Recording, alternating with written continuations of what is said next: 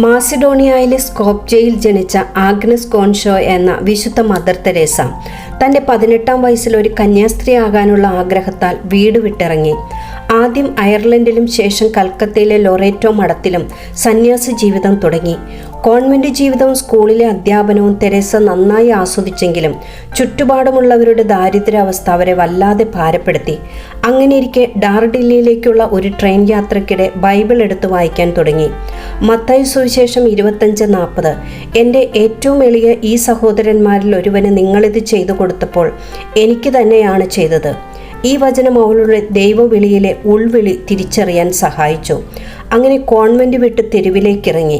അന്ന് കയ്യിലുണ്ടായിരുന്നത് ഒരു ചൂലും ബക്കറ്റും 5 രൂപയും മാത്രം.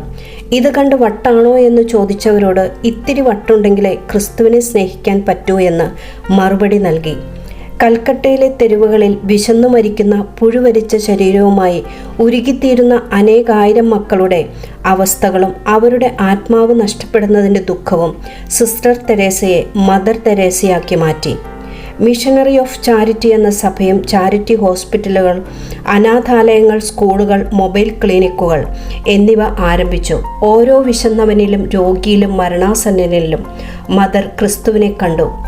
മൃഗങ്ങളെപ്പോലെ ജീവിച്ചിരുന്നവർ മാലാഖമാരെ പോലെ മരിക്കുന്ന മനോഹരമായ കാഴ്ച. ജീവിച്ചിരുന്നപ്പോൾ വിശുദ്ധ എന്ന് ലോകം വിളിച്ച ആ അമ്മ ഇന്ന് സ്വർഗത്തിലിരുന്ന് നമുക്ക് വേണ്ടി പ്രാർത്ഥിക്കുന്നുണ്ട്. ആമേൻ.